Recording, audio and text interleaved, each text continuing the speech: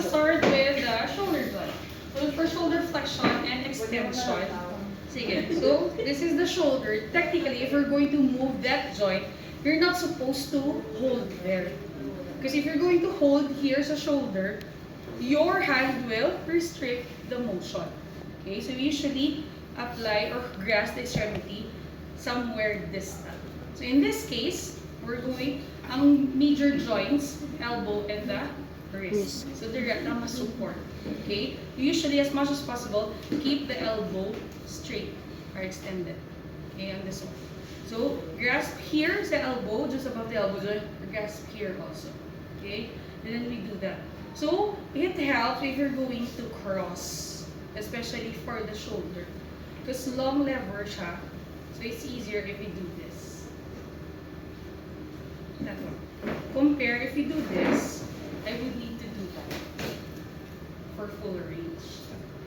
If mag-amo ka na. But if I'm going to cross, so mas easier siya. Not much movement from me, so it also conserves my energy. Okay? So this is already flexion. Bringing it back is extension already. So we're supposed to do it, let's say 5 to 10 times. So hindi pwede nga, sige sir, 1, 2, let's say lang nga, 4, 5. Oh, sir, we're done with shoulder flexion. Now, extension naman ta sir ha. 1, 2. Okay, that's why, di ba, going, shortening it, shoulder flexion, 1, bringing it back, that's already shoulder extension also. Clear? Sige, questions with shoulder flexion and shoulder extension? None? Sige, so again, if you're going to do passive range of motion, it's best in supine. So kung mag-active assistive, still in supine, sige, sir, I'm gonna need you to do or replicate this motion. Okay? Sige. And then, assuming lang until here lang, kasi 45 degrees. Or until here lang. Okay, sige, sir, can you try to lift your arm up? Magamba siya until here lang. So, that's the time you grasp and you try to do the full range. That's your active assistive. Sige, sir, can you try to lift your arm again? There ka ba yung mag-grasp and do that. Ang muna dapat for active assistive. So, example, pag rhythm, dali pala, nag-grasp ka na, yes, I'm doing active assistive. I'm going to do give minus, ha? So, sa start pa lang, nag-grasp ka na nga dahil. But for active range of motion, sige, so I'm going to need you to do this motion. Okay, no pain in the shoulder. Okay, sige, I need to do that. Okay, that's your active range of motion. You demo first, and then you let the patient do it. Okay, for optimal movement, so, and usually, I'm gonna try to give instruction is with the thumb up on this one. Okay, so thumb going up, parang aral lang siya sa normal nga anatomical plane. Okay lang. Okay. Sige, questions with shoulder flexion and extension. Sige, shoulder hyperextension, what do you think will be the best patient position? Sitting. Hyperextension, ha?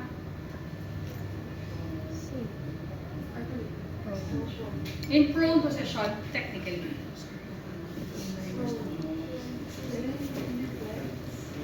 So, extend, di ba? Kaya flex na tayo, extend. No, here, on this side. Wow! Now, this one. So, shoulder extension is, here. You just lift this one up. Because, di ba, flexion, extension. Moving further backwards, that is your hyperextension. On this one. Okay. Sige, sorry, can you go down tayo your back?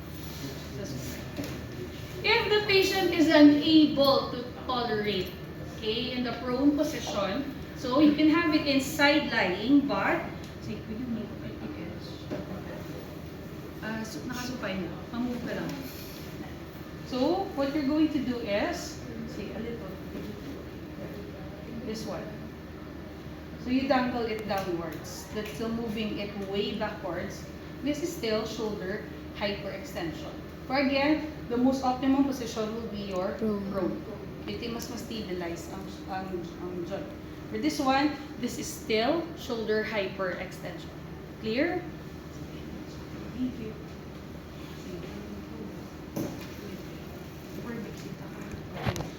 Sige, next, your shoulder abduction and adduction. So again, we're going to still hold on the distal joints, your elbow and your wrist. So this is shoulder abduction all the way. Bringing it back is shoulder adduction. So again, it helps you to cross on this one. Okay, tiko, same side siya.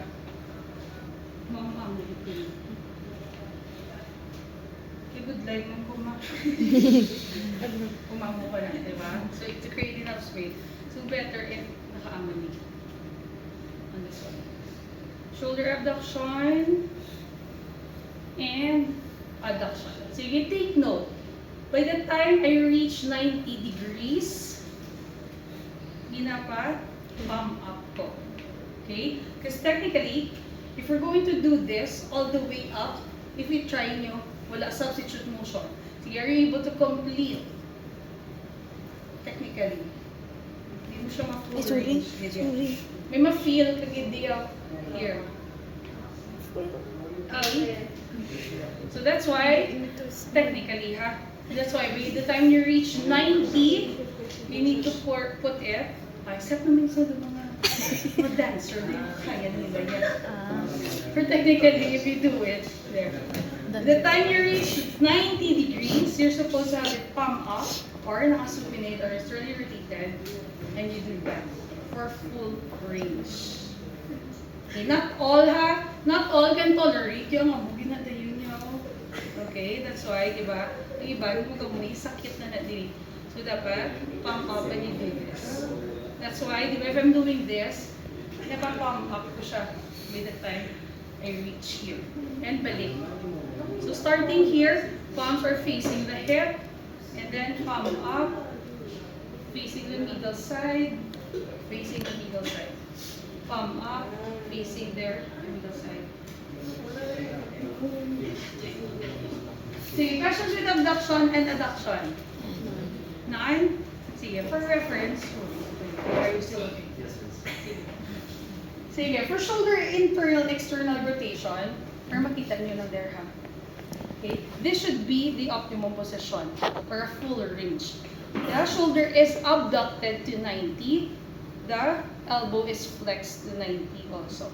Okay, if you're going to do this, so again, never hold on the shoulder because you're going to restrict. So pwede here lang, just proximal to the elbow joint, and then you stabilize your wrist. If you're going towards, okay, the feet area or towards the front, this is internal rotation. Internal rotation. If you're going towards you, kung assist ka, or towards the head, this is external rotation. Again, this is the most optimum position for full range. Internal, external rotation. Ang koring na ba? Nagawin na. Yes. So, dito na makarelate. Dugay-dugay ta na, yung makita mo sa mga Chinese nga koring. Hala, external, the shoulder IR, ER siya. Okay? Sige, what we have alternate positions. What if the patient cannot abduct to 90? What if the patient cannot flex the elbow to 90? Okay? So, our next position is, if hindi siya ka-abduct, shoulder abduction to 90, but maka-flex siya, elbow to 90 degrees, we do this. Okay? Bringing the hand towards the midline, that's internal rotation. Bringing outwards, that's external rotation. Still the same. IR-ER siya. But you cannot just maximize the full range. This is one way for IR-ER. If the patient cannot abduct the shoulder to 90 degrees. Yes, what if the patient cannot abduct the shoulder to 90, cannot flex the elbow to 90? Hindi ko yung shoulder IR-ER, pwede gyapon. So everything is straight, so extended siya. You just do this. If the palm is facing up, that's external rotation. If the palm is facing down, internal rotation. External, internal. If you're going to palpate your shoulder joint, ga-movement siya. External, internal.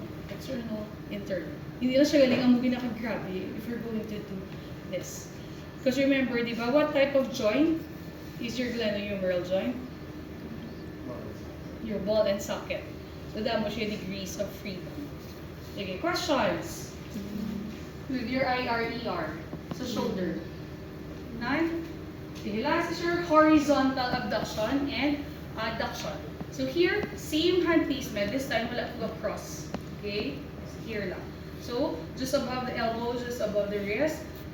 Crossing it here, or trying to touch the opposite shoulder. That's horizontal. Adduction or abduction? Adduction. Adduction. Your AD. Adduction. Adduction. And then bringing it outwards. Abduction. Abduction. Okay? Basta ara ka lang sa 90 degrees. So again, horizontal adduction, horizontal Abduction. abduction. Okay? Then you do 5 to 10 repetitions. So in this case, it helps if you're going to face the patient, so diagonally. Okay? Ang diri, pwede man. Okay man if you want. Okay, kaso if RD head, RD mo pelvic area. Mas better if diri ka. The face, a patient. Here. Okay. Mismo dito ko dako si patient, you use a footstool. Hindi pa din, sabi kong gamay ka. Patient. O, para-paraan, lalagyan na yan. O, use a footstool, di ba? Proper body mechanics. Okay, to try to reach the patient. Okay, questions with shoulder motions. Nine. Next. For your scapular protraction and retraction, usually it's best in side lying. Okay? Sorry, can you please? Okay. Sige. For upward and downward rotation. Sige, but we have your scapular rhythm anatomy, if you still remember. The moment you do shoulder flexion, sorry, this one, scapula. Okay, shoulder flexion, di ba ma-rotate siya? Okay, rotate siya upwards, extension, rotate siya downwards. These are accessory motions. That's why given, gina siya, okay, wala ta na yan sila nga, gina-actively isolate yung contract. Kumbaga, because they are attached, okay, mag-move siya, mag-move automatic si scapula. That's why, you always think, if there is limitation of the shoulder, pag-assess mo, the shoulder joint is okay. Let's say the glenohumeral joint is okay. You always think, hala, maybe there's something wrong with the scapula. Basi siya ang wala gagiho, nga magamu ko ni, hasta lang diya flexion. Kaya wala siya guro gagiho. That's why we mobilize the scapula. Because technically, mag-iyo siya, di ba? Go upward, see scapula on this one. Upward and downward rotation. So, kumbaga, given na siya, if you're going to do shoulder flexion, extension, abduction, mag-abduction ka, mag-movement siya also. You will have your upward and downward rotation. So, can you sit down? Please. Sige, for scapular protraction and retraction, sorry, please, lady example so they can see your scapula. Thank you. Sige. So, di ba, if you're going to do this, bring your shoulders forward. This is your, is this protraction or retraction? Protraction. Or we call that also your scapular abduction. So, bringing this one closer, your shoulders forward, that's your protraction or scapular abduction. And bringing the shoulders backward, or trying to squeeze your scapula together, that's your retraction or scapular adduction, adduction. Okay, see, you can just give instructions to your patient. You can try to bring both shoulders forward. That's already protraction. Try to bring them both backward. That's your retraction. Sige, questions? Scapula. None? Okay. Sorry.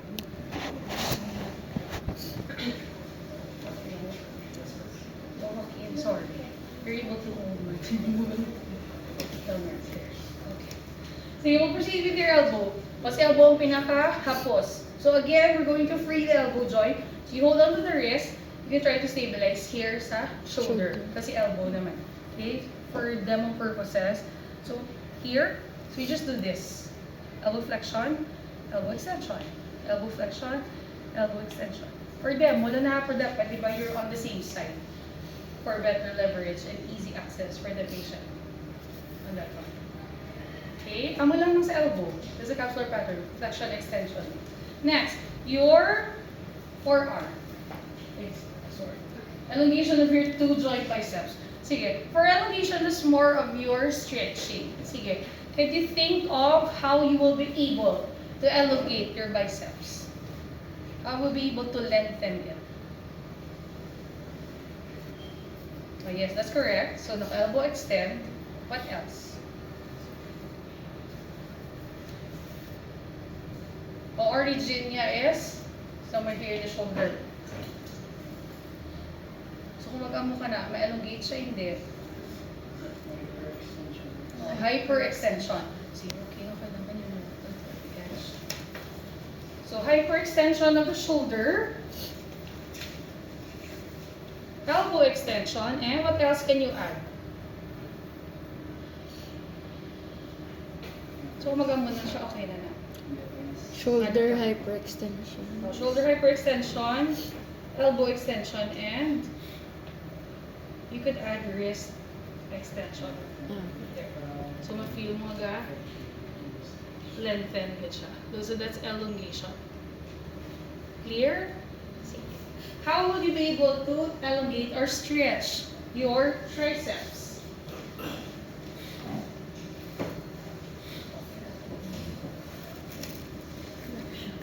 Shoulder flexion and